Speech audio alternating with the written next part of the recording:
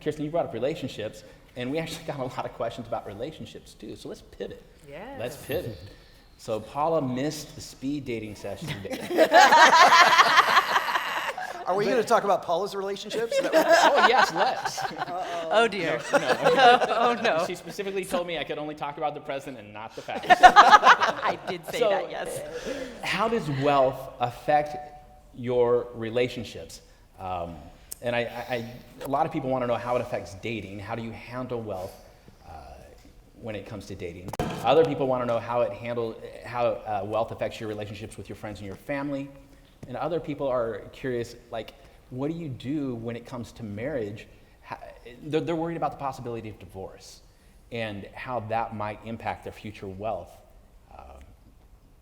So that's a lot of questions. It's a lot of questions at once. But yeah, so let's just talk about relationships and wealth, and how does being wealthy or being on the path to wealth, how does that impact things?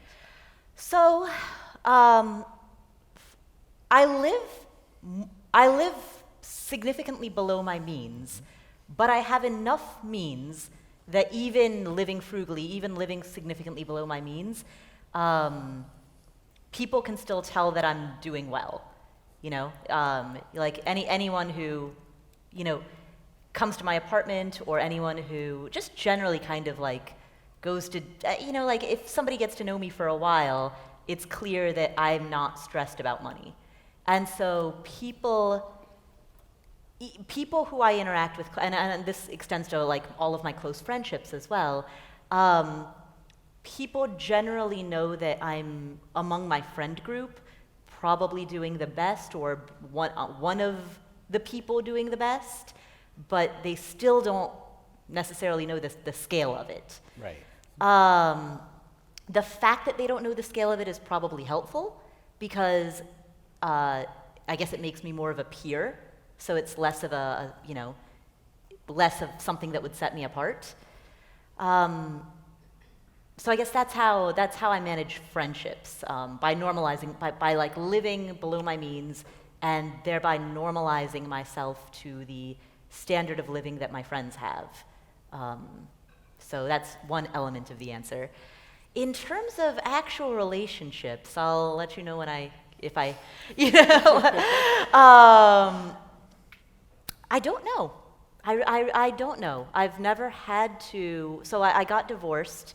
My ex and I split in 2018.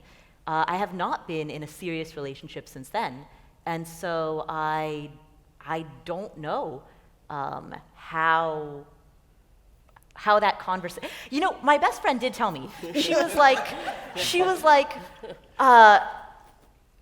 if you were to get into a relationship and then have to like sit down with somebody and let them know your net worth, she's like, that is the best possible outcome of, honey, we have to talk. Right. Like, think about that, honey, we have to talk. I have more than I've let on. Yeah. So I guess to be determined is the answer. But I don't want to interrupt you. So please. I was just going to say, but to the third aspect of your question, which is about divorce. Oh, right. I'll echo what you said, which is, or actually, you know what? This is a joke I heard from you once. The reason divorce is so expensive is because it's worth it.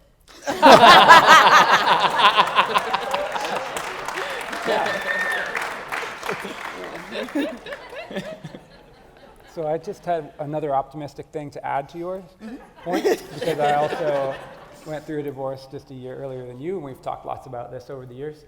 And then I've seen the dating pool of the FI world's people, and as Diana is, yes, Diana's encouraging, like, you really should try to meet people from kind of this circle if you can, because money is not an issue between people who are already good at money. So if you can really at least sniff those people out somehow, or just go somewhere where they're already there. No broke house. I forgot to pack my deodorant, so that's very literal. Can I smell your wallet? Risky. No, so anyway, it really is so much less of a problem, and it's really interesting when I hear stories about friends who do just grab a random person because they were beautiful or attractive in some way, and then suddenly they're like a super train wreck when it comes to their spending, and that just doesn't happen if you meet somebody at a FI type, meetup, because everybody's got their rental houses and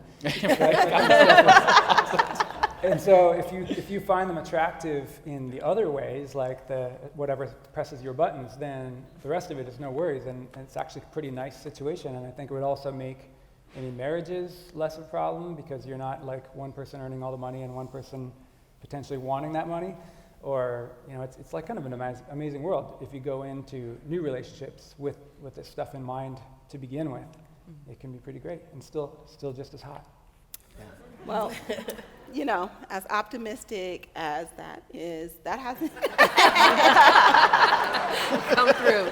that hasn't been my experience. And I think like a lot of things that weren't ingrained in me, like as far as like talking about money, like when it came to talking about relationships, money wasn't introduced as like, hey, meet you somebody that's financially stable.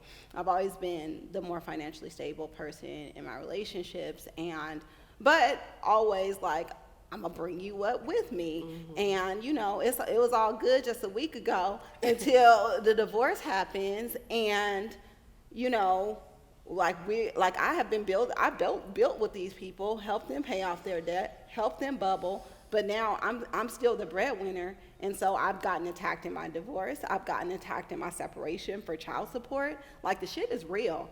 Yeah. And it sometimes doesn't matter like how many money conversations you have.